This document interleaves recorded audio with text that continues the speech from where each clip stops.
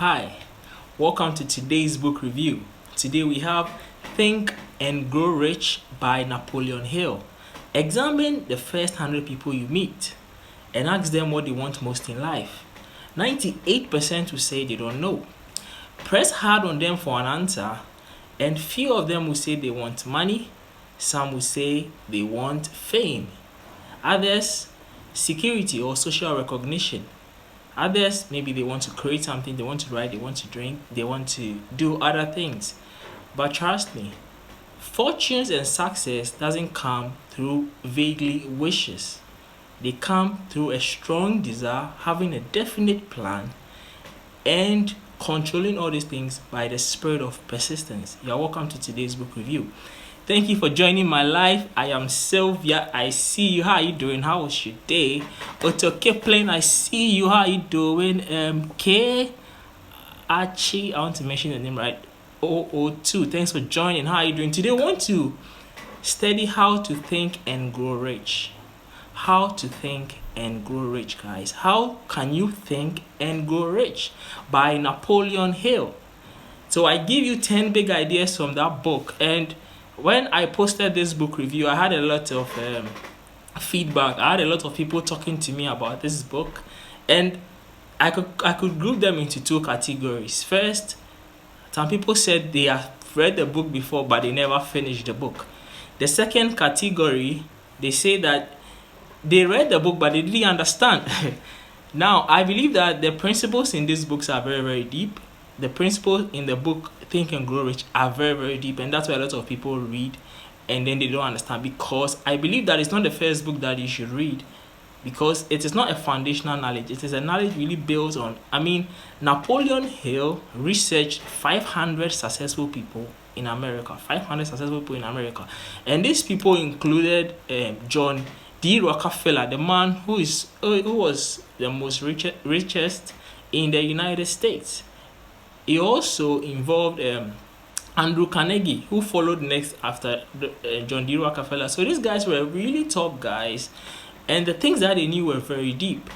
So I'm not surprised that people really Think and Grow Rich and say they don't understand it, because it's a deep book and it's very strong.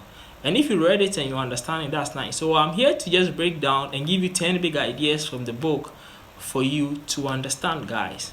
So I'm going to begin. The first idea number one, guys. Idea number one is, as a man thinketh, so is he. As a man thinks, so is he. You are your thoughts, guys. You are the number of things that you think about. Your dominant thoughts is who you are.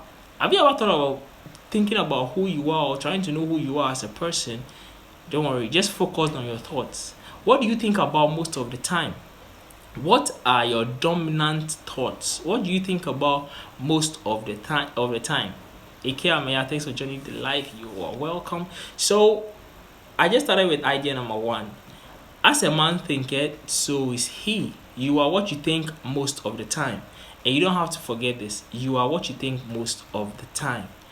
And another quote from the book, he says that where the mind goes, the man follows. I want to repeat that because I think that is very powerful. Where your mind goes, you will follow. We follow our mind. So your mind is a very powerful thing to waste. So where the mind goes, the mind follows. That's lesson number one, guys. It's very, very important. So our brain is the one that leads the body. Our brain is what leads the body. Ali Q3, thanks for joining the live. So we are learning 10 big ideas from the book Think and Grow Rich. So our brains are divided into two parts. We have the subconscious brain, and then we have the conscious. Now the conscious contributes just a little part of our brain. A bigger portion of our brain is in the subconscious, and the subconscious means that we do a lot of things without thinking. And that is why you have to have a very positive mindset, and you need to deliberately control your thoughts and your habits so that you'll be sending right signals to your body. The brain is just simply a broadcasting and receiving station of the body. Your brain receives thoughts and then sends out thoughts. And you need to control this, because the brain or our bodies were trained to be survival and not to think of good things all the time. So our brain or our body just want to survive. We have the survival instincts in us. As a result, you need to control your brain. You need to have self-discipline. You need to have positive affirmations. You need to control your thoughts. You are what you think about most of the time. You are what you think about most of the time. Your dominant thoughts is who you are. And that's why Napoleon Hill wrote, "Think and grow rich because you are your dominant thoughts." Lesson number 2, guys. So lesson number 2 says, wishes don't make riches. I want to repeat that. Wishes don't make riches, guys. This is very important. He says that by merely wishing will not make you rich. And he's not even telling you to just merely wish. He says that wishes never made anybody rich. So you shouldn't be just wishing. He says you should have a burning desire.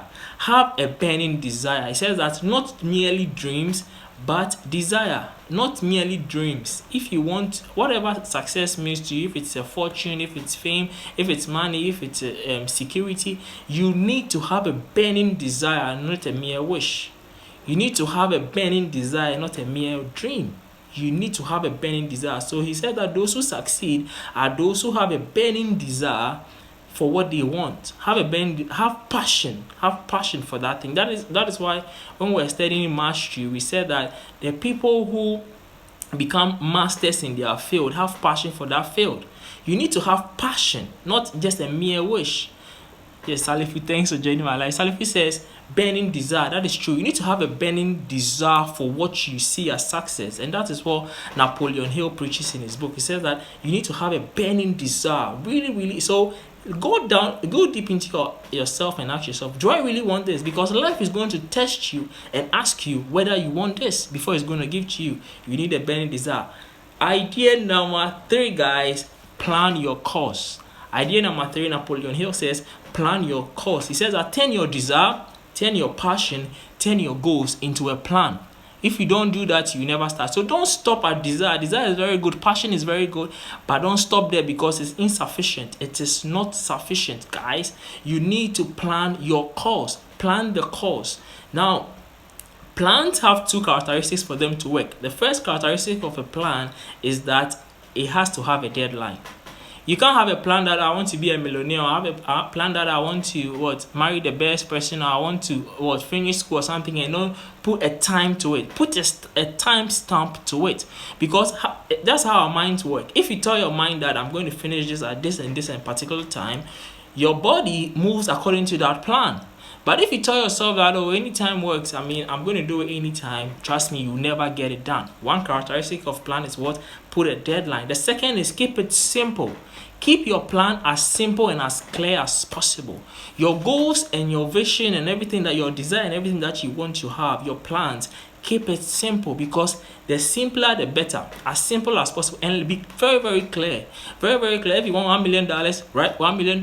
If you want to be fit and energetic and have energy and power, right? I want to be fit. That's all. The more you train your thoughts, I want to be fit, and the goals are very clear, your mind picks up these goals. As I told you, broadcasting and receiving the signals through thoughts, and then it moves you towards that. But if the goal is confusing, trust me, you confuse your mind and you confuse your own self. So you see that successful people have clear goals. So as I started, I said that you meet a lot of people and they ask you, what do you want? They say, I want money. How much? I want more. How much is more? That is not clear enough. Those goals needs to be very, very clear. How much you want, specifically how much you want, and the duration. What is the deadline? Give yourself a deadline. Be comfortable. Anything you are comfortable with, your own pace, but give yourself a deadline. 1 year, fine. 2 years, fine. 5 years, fine. A decade, fine. At least write something, because if you don't write anything, it's not a plan and it's not going to work. And write it down. So the last characteristic is write it down. A plan written down is 50% done. That's what you should know. A plan written down is 50% done. Amigo, thanks for joining the live. You are welcome. I'm on lesson number 3, that plan your course. And I said a plan written down is 50% done. When you write your plans down, your body sees that you are taking yourself seriously. But when you don't write it down, your body says, even you have not written your plan down, how can I even write it down in my mind? It's not going to work. So I write all my plans down. Now, when we're in secondary school, you see a lot of people post their timetable near their bed, so that immediately they wake up and then they see what they have. Trust me, 90% of those people were able to achieve or obey that timetable. Those who don't have a timetable written down, what do they say? They say, "Oh, I think Wednesdays I have math. I have math." Those people never follow the timetable. They might pass the exam, but they won't bring their true intent or what they are supposed to bring out. You need to write those plans down. Lesson number 4. Lesson number 4, guys, is so exciting. Lesson number 4 is that take action on those plans. No achievement has been attained without action. You can never write this down. This is very, very important. You can never achieve anything significant in this world without taking action. Now, I was saying that imagination is beautiful. You can imagine that you are going to have a nice dish, anything that you love, if it's fufu or it is rice or anything in the kitchen. If you don't get off your bed, go to the kitchen and make yourself the food or pick up the food, by that means taking action, the food never comes to you. You need to take action. Take action on those plans. If you say that, okay, so my plan is I'm going to get fit, hit the gym. Don't sleep. If you sleep and you don't take the action, trust me, it's cause zero. So we started from a place we are. That's why a lot of people read the book and they didn't understand, because it's in a step form. And you have to make sure you go through all the steps. I mean, if you don't even go through any step and then you take action, action is better than words. Action is stronger than words. That's why they say action speaks louder than words. And Napoleon Hill gives us another adage. He says that deeds, not words, are what counts the most. I want to repeat that. It says deeds, or by doing, and not mere words, is what counts the most. If you want to be successful, if you want to think and grow rich, remember that by taking the action, you are more effective, or you are closer to that goal than mere thinking about it or having words and say, "Oh, I'm going to be rich someday." Trust me, if you don't take the action, you will be poor. So a lot of Christians have positive affirmations. They have the right mindset and say, "I am powerfully and fearfully made," and all that, but they don't take the action. They are sleeping all the time. Perhaps they are praying all the time, they are praying all the time instead of working on their goals. Trust me, you will remain mediocre. You can't achieve anything. So that is very important. Take action on those plans. Lesson number 5. So this book has been awesome. Trust me, it's occupied my mind for the past 3 years, and 3 weeks. 3 days, sorry, what's wrong with me? 3 days, guys. It's been awesome. Think and Grow Rich has been amazing, trust me. Lesson number 5. Lesson number 5 is what I call 3 deadly pitfalls or setbacks you need to watch out for. So Napoleon Hill says that if you think and grow rich or achieve what you want to achieve, there are 3 setbacks that you need to watch out for. He calls this fear, doubt, indecision. First is fear. What is fear? There are 3 types of fear that you are going to face. First is fear of failure. A lot of us fear that we are going to fail. It's a normal fear, guys. You need to overcome it. You need to eschew the fear of failure. The second type of fear that is going to come your way when you want to achieve your purpose or your goal is fear of rejection. Yes, we all fear rejection. What if they say no to me? Guys, you need to become bold. You need to become bold. Remember that life favors the bold. Yes, life favors the bold. In school, life didn't really favor the bold, but in life, you see that anybody who achieved anything was bold and was strong enough to go and get it. Say that I'm going to get it. Who has it? That's what you need to have. Fear of rejection is going to come. People will say no to you, but remember that fear of rejection is just what? Temporary defeat. Temporary defeat are not permanent defeat. You need to write that down. When you are defeated temporarily, you are not down. So these are setbacks and you need to overcome them. I mean, if you are into sales, you know how rejection is. You know that no is just that try again. Write that down. When you hear no towards your goals, when somebody tells you no towards your goals, what the person is trying to tell you is try again. Don't give up. Try again. And I always say that life is going to test you. It's going to ask you how much you really need this. That's how life is. Life is fair. I tell you today, life is fair. You want to write it down. Life is fair. Why is life fair? Life is fair because anybody who wants something, life wants to be sure. Now, Mother Universe or Mother Nature, or how you want to call it, if you say God, Mother Nature, or whatever you believe in, goes like this. Okay, sons of men, a lot of them say they want something. Sons of men say they want something. I can't give it to all of them. What do? Sons of men say they want money. Everybody says they want money. Okay, so I can give it to all of them, but how many of them are really ready? So remember that it's not wishing, but it's by being willing. Are you willing? Are you ready to go at all costs to get it? So the mother nature was okay. Let's see those who we throw a little fear or a little failure in their way and see what they will do. Throw a little rejection in their way and see what they will do.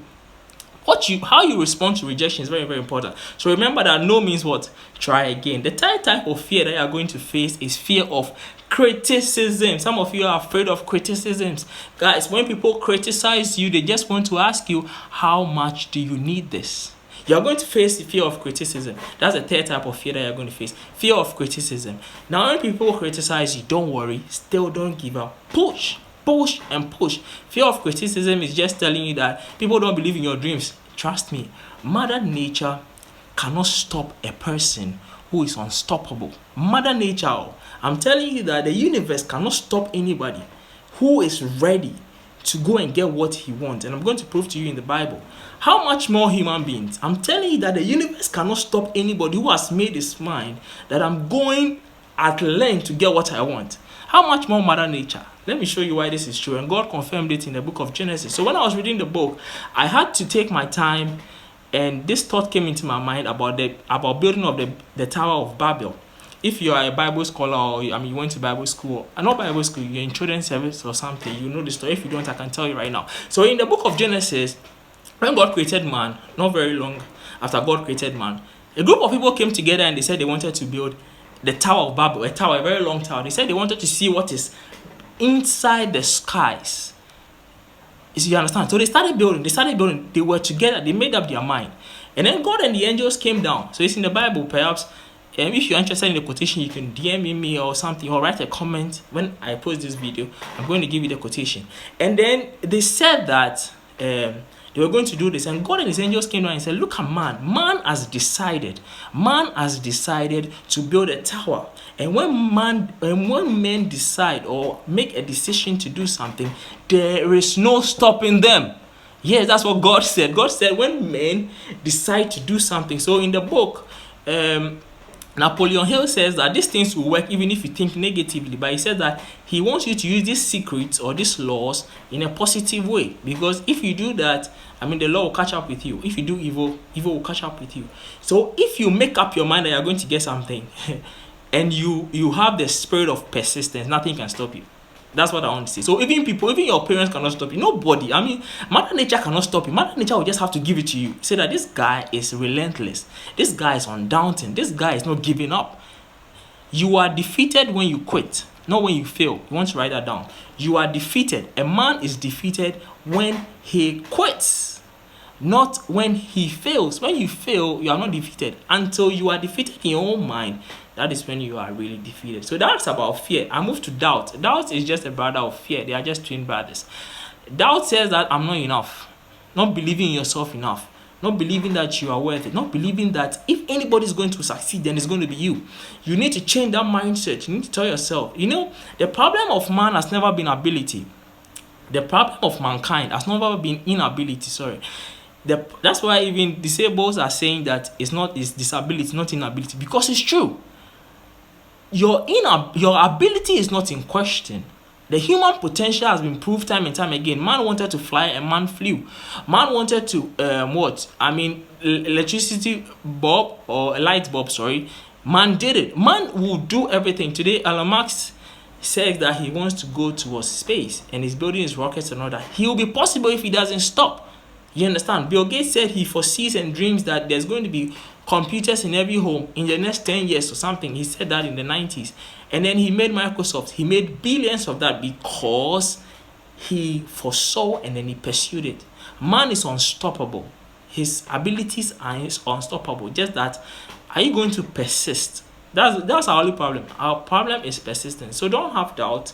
You are more than enough. You are more than capable of achieving that goal. And the third pitfall is indecision. A lot of you are indecisive. You can't make up your mind. If you are indecisive, you can't achieve anything, trust me. And undecided mind has not begun. So decide. Even if you are not sure, just decide. If you feel, you learn. You understand? So just decide. Make decision. Be a man of decision. Your decisions and your choices are your product of your life. I want to repeat that. Wherever you are right now in your life is because of a decision that you took or didn't take. or fail to take. Decisions is what defines the man. Nothing else. Decisions. Take decisions today. Everything that you have in your life, if you have an iPhone, you have an Android, you have Samsung, I don't care what you have, is because of somebody else's decision or your decision. If you're in a relationship right now, it was your decision. Take the right decision and change your life. Guys, so that was the 3 deadly pitfalls or setbacks that you have to watch out for.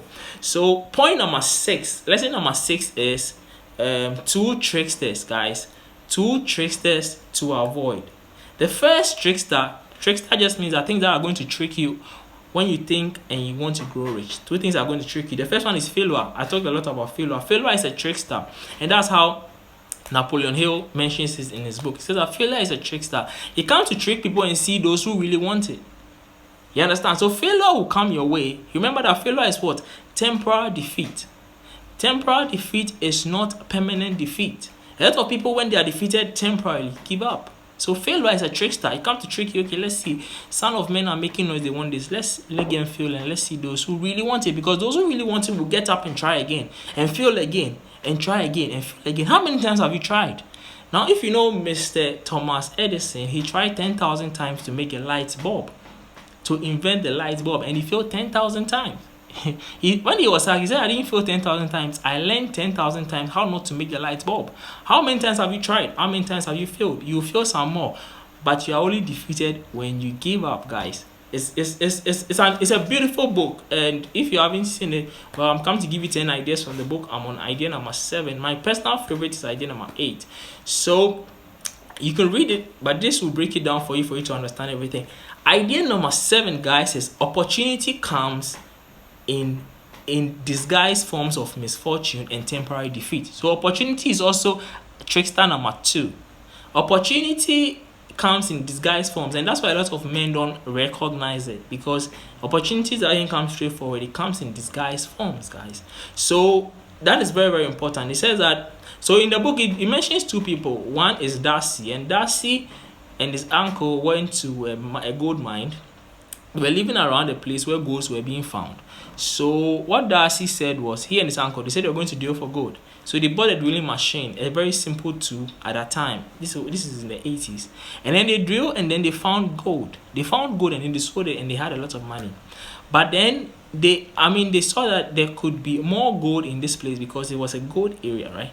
So they continued digging and digging and digging, and then they were not seeing anything. So they gave up and said that perhaps all the gold in the soil or in the land has been gone. They've gotten everything. Sadly, they sold their tools to another man. This man comes to the land and then says that now he believes there's more gold in this land than Darcy and the others saw it. So this man goes to hire an expert. The expert comes to survey the land and then realize that there are millions worth of gold in this land. If we were Darcy and his uncle, how will he feel?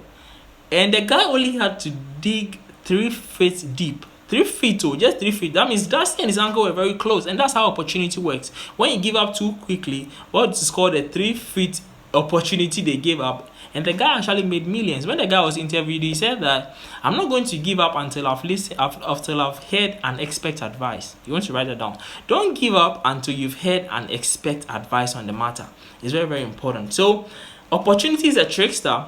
It is disguised in the form of misfortune and temporary defeat. Few men find it, and when they find that opportunity of not giving up, they make millions. So fortune comes to those who are able to find that opportunity. Idea number 8, guys. Idea number 8 is my favorite. Idea number 8 is knowledge, and it says that your knowledge is of no use if it does not solve a problem. You want to write that down. Your knowledge, the things that you know in school, and in school, that's why a lot of graduates will not be able to apply their knowledge, because the knowledge we get in school is called miscellaneous knowledge. Miscellaneous knowledge. It is not refined.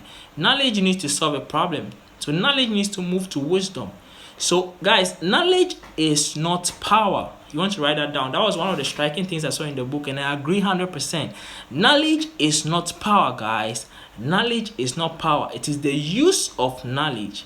Knowledge is not power. Knowledge is potential power.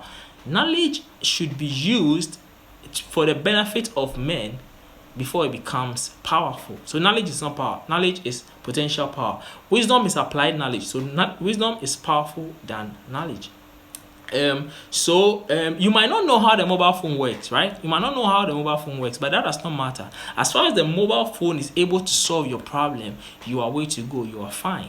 You get it? So you don't have to even know how the radio works. As far as you can listen to the radio and get information and go and apply it to you, nobody cares whether you know how it's changing frequencies and stuff like that. It doesn't matter.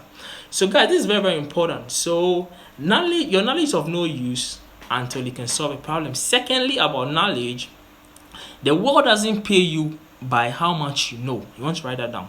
The world does not pay you by how much you know. The world pays you by how much you are able, what you do with what you know. What you do with what you know is very, very important than what you know. What you know is of no use to anybody. What you do with what you know is what the world pays you for.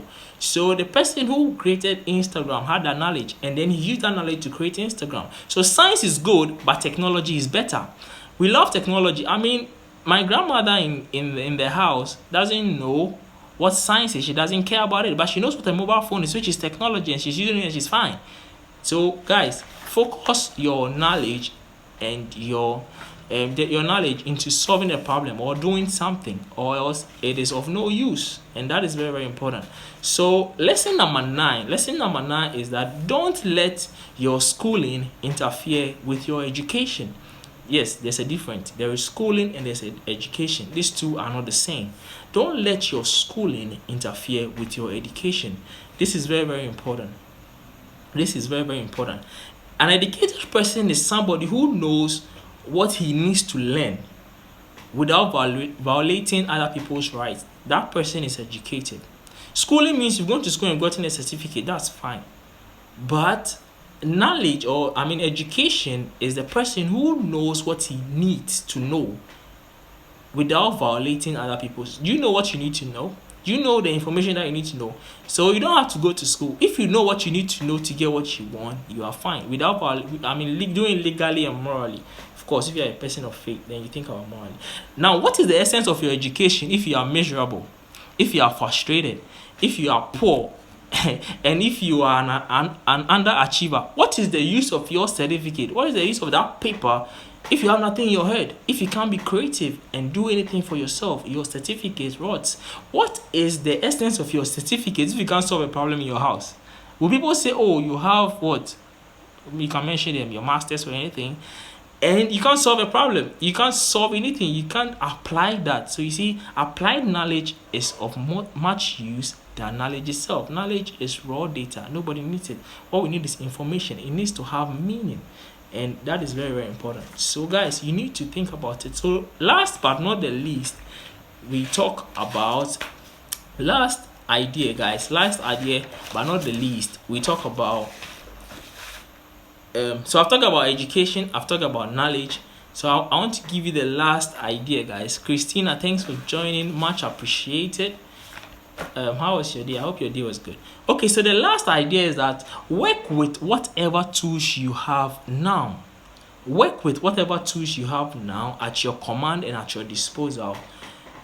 And better tools will be found as you move along. I want to repeat that. Work with the tools that you have at your command, and better tools will be found as you move along. A lot of people say, oh, I want to do this, but I'm not where I am yet, or I don't have all the tools. Trust me, the universe never presents anybody with full tools. There's never a perfect time to start. Get started now. Start on your goal, on your goals. On your plans. Start now. Take the decision to start now. Now, as you start and as you move forward, further tools will be given to you as you move along, and that's lesson number 10. And it's very, very important. A lot of people are waiting for the opportunity. Go grab that opportunity. Don't sit down. You are more powerful than that. Get up, go grab that opportunity, and that opportunity is waiting for you guys. So it's very, very important. And today we share 10 big ideas from the book Think and Grow Rich by Napoleon Hill. So a lot of people, I want to leave you with this word. Anybody can wish and dream for fortunes or whatever they want in their life, any good thing, anybody. But remember that wishes don't make you rich. Wishes don't make riches. It is a desire, a burning desire followed by a definite plan or definiteness of purpose with the power of what? Persistence, consistency, and insistence that brings your dreams, your passions, your hopes, and everything to fusion. If you want to think and grow rich, apply these 10 principles. Tell me which one was your favorite. And thank you guys for joining my life. We're going to do this same time next week. We'll pick a book and then we'll review it for you guys. So thank you for joining. Enjoy the rest of your evening. And goodbye. Goodbye. Enjoy the rest of your evening, guys. Goodbye. Thanks for joining. Much appreciated.